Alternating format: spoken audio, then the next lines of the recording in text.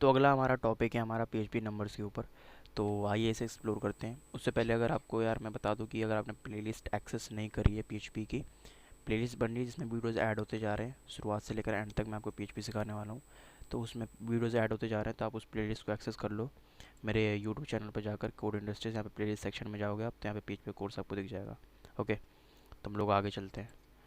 आगे चलते हैं यहाँ पे इस वीडियो में आते हैं वापस से, और तो स्टार्ट करते हैं यार।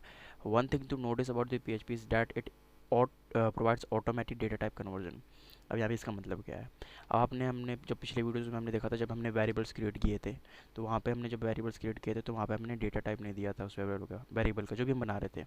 तब उसको भी वेरिएबल हम बना रहे थे जो कि स्ट्रिंग डेटा टाइप स्टोर करने वाला है। तो हमें ये नहीं बताना पड़ रहा था वेरिएबल को कि हाँ ये जो हम डेटा देने वाले हैं वो स्ट्रिंग डेटा टाइप होने वाला है।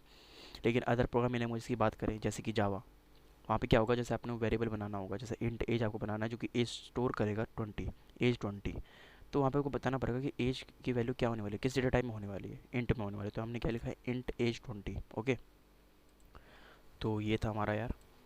इसमें यही कह रहे थे कि पीएचपी इतना होशियार होता है कि वो पता कर लेता है अपने आप कि हाँ आप कौन सा आपने कौन सा डेटा दिया है, किस टाइप का डेटा दिया है, वो इंट है कि स्ट्रिंग है कि फ्लोट है। ओके, तो यहाँ पे ये सीन होता है। आगे बढ़ते हैं हम लोग। So if you assign a integer value to variable, the type of the variable will automatically be an integer. Then if you assign a string to a same variable, the type of will change to string. तो आप कोई भी variable one create करते हो तो आप उसमें जो भी डेटा देते हो तो ऑटोमेटिकली पीएचपी से डिटेक्ट कर लेता है कि वो स्ट्रिंग दिया आपने या इंटीजर दिया है। तो पीएचपी इंटीजर्स यहाँ पे आपको कुछ नहीं, यहाँ पे एक रेंज दे रही होगी, आप इसे रीड आउट कर सकते हो। इसके बीच में जो भी आने वाले इंटीजर्स होते हैं वो हमारे मतलब जो भी नंबर्स होते हैं वो हमारे इंटीजर कंसीडर किए जाते हैं और कुछ नहीं। और यहाँ पे एक मेन पॉइंट है कि N integer is a number without any decimal part. जहाँ आपने डेसिमल ऐड कर दिया वहाँ पे वो चीज़ फ्लोट कंसीडर की जाएगी पीएचपी में। ओके, तो आगे बात करते हैं हम लोग यहाँ पे। अब यहाँ पे एक और नोट है, इसको भी ध्यान देना चाह रहा है कि यहाँ पे इन्होंने क्या किया, चारों को मल्टीप्लाई किया 2.5 से। अब चार यहाँ पे न्यूमेरिक वैल्यू है, 2.5 क्या है हमारी फ्लोट वैल्यू। इनका आउटपुट जो आएगा वो आएगा सपोज 10.00। तो हमारा 10.00 यहाँ पे क्या पीएचपी में कंसीडर किया जाएगा, और जिसकी वजह से वो जो 10.00 है वो फ्लोट कंसीडर किया जाएगा। समझ गए? ये the result is store as a float. अब इसका डेटा टाइप अगर हम चेक करेंगे ना तो यहाँ पे फ्लोट आएगा। ओके, चार का तो न्यूमेरिक है, इंटीजर है डेटा टाइप, 2.5 का फ्लोट है। इंट और फ्लोट में जब हमने मल्टीप्लिकेशन की तो फ्लोट हमारा रिजल्ट आता है। आगे बात करते हैं हम, here are some rules for the integer. अब वो रूल्स क्या हैं ध्यान देते हैं ज़रा। पहला रूल है हमारा कि integer must have at least one digit. Integer must have, अब कोई भी आप इंटीजर डेटा टाइप स्टोर करने वाले हो, डेटा टाइप का मतलब डेटा स्टोर करने वाले हो, तो एटलीस्ट वन डिजिट तो होगी। Okay, and integer must not have a decimal point. उसमें डेसिमल पॉइंट नहीं होना चाहिए, कहीं भी डेसिमल आ गया, 2.5 कर दिया आपने, 25 ठीक है, 25 ठीक है, 25 है क्या हमारा इंटीजर है, लेकिन 2.5 कर दिया आपने वहाँ पे वो फ्लोट कंसीडर किया जाएगा। And integer can be other positive और नेगेटिव। ये हम पढ़ते आ रहे हैं बचपन से कि इंटीजर नेगेटिव पॉजिटिव दोनों होते हैं, तो कैसे भी आप इंटीजर स्टोर कर सकते हो वेरिएबल में। अब यहाँ पे पीएचपी में कुछ प्री डिफाइंड कॉन्स्टेंट्स हैं, जैसे पीएचपी अंडरस्कोर मैक्स है, जिसकी मदद से आप पता कर सकते हो कि लार्जेस्ट पीएचपी में जो सपोर्टेड इंटीजर है वो क्या है। ओके, पीएचपी इंट मिन है, और द स्मॉलेस्ट इंटीजर सपोर्टेड, और PHP int size, the size of integers in byte. Okay, ये सब उतना इंपॉर्टेंट नहीं है। आगे बात करते हैं हम लोग। PHP has this following function to check if the type of the variable is integer. यहाँ पे कुछ फंक्शंस दे रखे हैं जिसकी मदद से हम पता लगा सकते हैं कि गिवन जो हमारा डेटा है, ओके, जो आपने वेरिएबल जिस वेरिएबल में आपने जो डेटा स्टोर कर रखा है उसमें आपने एक्चुअल में इंट ही दिया है, या फिर आपने स्ट्रिंग में डेटा टाइप स्टोर करा दिया, या फिर कोई और डेटा टाइप है। समझे? तो इसको हम अभी कोड में देखेंगे। सपोज इन्होंने पहले यहाँ पे कोड दे रखा है जिसमें इन्होंने पहले एक्स नाम का एक वेरिएबल क्रिएट किया है, और यहाँ पे इन्होंने एक्स नाम का वेरिएबल क्रिएट किया है जिसके अंदर इन्होंने 5985 स्टोर किया है। फिर उन्होंने वैडम फंक्शन की वजह से इसको मतलब चेक किया है कि ये हाँ इंट है कि नहीं है। वैसे हमें पता है, लेकिन इन प्रोग्रामिंग टर्म्स हमें पता करना है, कोड से मतलब लिखवाना है, आउटपुट दिलवाना है कि हाँ भाई ये इंट है। तो यहाँ पे इनका आउटपुट में क्या आएगा, यहाँ पे वैडम क्या करे, बूल ट्रू में इनका आउटपुट देगा। ट्रू मतलब हाँ है, फॉल्स आता तो मतलब नहीं है। तो इसको हम लोग भी कोड करते हैं। हम लोग भी कोड करेंगे इससे पहले कि हम लोग स्क्रिप्ट डाल दें। तो मैं यहाँ पे आऊँगा और इसमें var1 क्रिएट करूँगा। var1 क्रिएट करने के बाद मैं यहाँ पे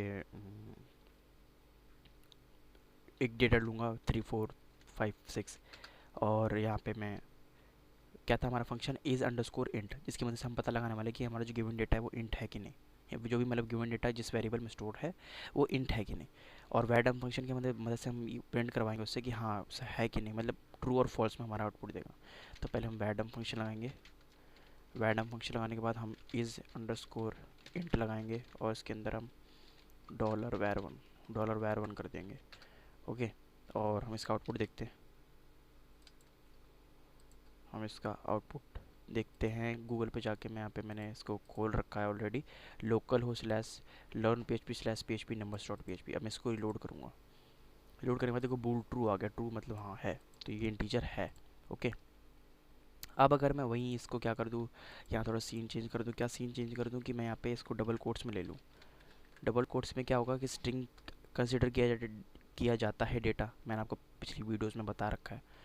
तो अब ये यहाँ पे बूल फॉल्स आना चाहिए। तो मैं यहाँ पे इसको सेव कर लूँगा और गूगल पे जाके मैं इसको पहले काट देता हूँ। इसको मैं रिलोड कर लूँगा तो यहाँ पे देखो बूल फॉल्स आ गया। अब ये नहीं है क्योंकि ये डबल कोट्स के अंदर आ चुका है, वो स्ट्रिंग कंसिडर किया जाता है उसे। तो सिमिलरली मैंने स्ट्रिंग का एग्जांपल लिया, इन्होंने क्या लिया, फ्लोट ले लिया। तो फ्लोट लेने के बाद ऑब्वियसली यहाँ पे बूल फॉल्स ही आने वाला है क्योंकि ये इंट नहीं है। हमने इजेंट लगाया ना, इजेंट से पता चलता है कि हाँ है कि नहीं। ठीक है, फिर उसे स्पेसिफाई करने के लिए हमने वैर डंप लगाया है कि हाँ अगर है तो बूल ट्रू में बूलियन वैल्यू में आ जाएगी। ओके, अब आगे बढ़ते हैं हम लोग, पीएचपी फ्लोट्स के बारे में बात करते हैं।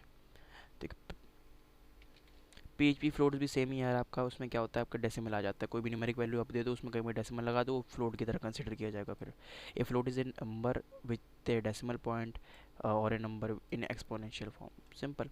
इसमें भी कुछ ऐसे हैं प्री डिफाइंड कुछ कॉन्स्टेंट्स है कि कितने लार्जेस्ट जो रिप्रेजेंटेबल फ्लोटिंग पॉइंट नंबर है वो इससे। ये इतनी इंपॉर्टेंस नहीं है। आगे बात करें इस फंक्शन, ये थोड़े इंपॉर्टेंस है कि इस फ्लोट से हम पता कर सकते हैं कि वो हाँ गिवन डेटा जो है हमारा जिस वेरिएबल में स्टोर्ड है या फिर डायरेक्ट आप डेटा ही दे रहे हैं तो वो फ्लोट है कि नहीं। और फिर उस चीज़ को स्पेसिफाई करने के लिए हम वैर डंप लगा देते हैं। इसको भी कोड में देख लेते हैं हम लोग। तो कोड में देखने के लिए मैं क्या करूँगा, यहाँ पे var2 कर दूँगा और var2 नाम से एक वेरिएबल बनाऊँगा। इसमें क्या करूँगा 35.567 ऐसे कुछ डाल देता हूँ। ये हमारा फ्लोट है, हमें पता है, लेकिन प्रोग्राम से कहलवाना है कि हाँ भाई फ्लोट है तू बता दे। तो var डंप लगाएंगे हम लोग यहाँ पे, var dump. Okay, var dump और यहाँ पे इज़ अंडरस्कोर फ्लोट था ना हमारा फंक्शन का नाम, तो हम ऐसे करेंगे जी। और यहाँ पे var2 करेंगे, सभी को लगाऊंगा मैं और सेव करके नहीं, यहाँ पे मैं एको डाल देता हूँ br टैग, क्योंकि br टैग नहीं लगाया तो फिर दिक्कत हो जाएगी। तो अब हम चलते हैं अपने गूगल पे और यहाँ पे आके मैं इसको रिलोड करूँगा। रिलोड करने के बाद देखो यहाँ पे बूल ट्रू आ गया, मतलब हाँ ये डेटा हमारा फ्लोट है। समझ गए, सिंपली वही था यार। तो यहाँ पे अब infinity, a numeric value that is larger than PHP float max is consider as infinite. तो जो भी हमारा लार्जेस्ट रिप्रेजेंटेबल फ्लोटिंग वैल्यू है ना, उससे अगर कोई आगे भी हमारी वैल्यू हमने स्टोर करनी है तो अभी फिर इन्फिनिटी आ जाता है कंसेप्ट में, घुस जाता है सीन में। तो हमारा PHP has the following function to check if the numeric value is finite और इनफाइनाइट। इज़ फाइनाइट से हमें पता चल जाएगा कि हाँ न्यूमेरिक वैल्यू जो हमने दी है वो फाइनाइट है या इनफाइनाइट है। ओके, तो यहाँ पे इन्होंने एग्जांपल ले रखा है यार, और सिमिलरली इनफाइनाइट है। यहाँ पे इन्होंने एग्जांपल ले रखा है कि $x में इन्होंने ई, अब ई कुछ रिप्रेजेंट करता है कि कुछ वैल्यू होती है एक्चुअली में। ठीक है, 10 की रेस पावर कुछ होती है। ठीक है, उससे ये मल्टीप्लाई कर दो तो उतनी वैल्यूज़, समझ गए। तो क्या इनको ट्राई इट्स और सेल पे करेंगे हम क्लिक, तो इसका आउटपुट हमें दिख जाएगा यहाँ पे। तो खुल रहा है ये तो यहाँ पे हम देख सकते हैं क्लियरली कि जो हमारा ये है डॉक्टर HTML इन्होंने पीएचपी कोड लिखा है। तो $x के अंदर इन्होंने 1.9 ई की वैल्यू, मतलब ऐसा समझो कि कुछ 10 रेस की पावर होती है। अब 10 रेस की पावर और फिर उसके बाद उसको मल्टीप्लाई करो तो 111 से, तो सोच रहे हो कितनी बड़ी वैल्यू निकल के आएगी। तो उसको ये $x होल्ड कर रहा है। तो वैडम से वही बता रहा है कि हाँ ये इज़ इनफाइनाइट, ये इनफाइनाइट वैल्यू। ओके, इसको कोड में भी चलो देख लेते हैं। कोड में अगर हम कोड करें यहाँ पे, तो मैं अगर सपोज़ यहाँ पे एक वेरिएबल क्रिएट करता हूँ var3 के नाम से, उससे पहले मैं array को बी अटैक लगा दूंगा एक, ताकि आउटपुट क्या है ना वो थोड़ा ऑर्गेनाइज्ड वे में आएगा नीचे नीचे, नहीं तो कन्फ्यूजन हो जाता है, कई बार क्रिएट होते कन्फ्यूजन क्रिएट हो जाती है। तो मैं यहाँ पे $var3 क्रिएट करने वाला हूँ। $var3 के अंदर मैं क्या देने वाला हूँ 10e, अच्छा 10e दे दिया मैंने और 43 ऐसे कुछ कर दिया 354। ठीक है, ओके, तो यहाँ पे मैं क्या करूँगा वैरडम से पता करते हैं अभी ये इनफाइनाइट है कि फाइनाइट है। वैरडम फंक्शन लगाऊंगा और डॉलर वैर 3 को मैं प्रिंट कर लूँगा। प्रिंट मतलब आउटपुट देख लूँगा इसका। कंट्रोल ऐसे से मैंने सेव कर दिया और इसके बाद हम लोग चलते हैं गूगल पे और यहाँ पे आऊँगा, इसको रीलोड करूँगा। यहाँ पे इनफाइनाइट आ गया, समझ गए ना, बिल्कुल।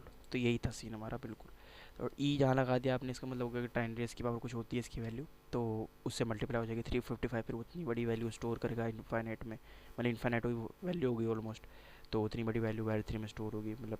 तो वैडम से हमें वही पता चल रहा है कि वो फाइनाइट वैल्यू भी है या इनफाइनाइट है। तो मैं ये देखा, इनफाइनिटी कंसेप्ट तो यही है हमारा बस।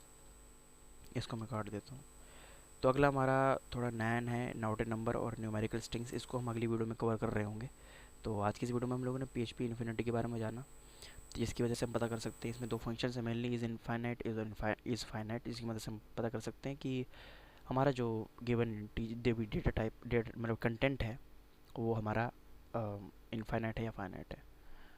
ओके, और फ्लोट्स के बारे में फिर जाना था हमने, मतलब उससे पहले, और उसके बाद फिर हमने इंटीजर्स भी देखे हमने, इंटीजर्स कंसेप्ट को समझा।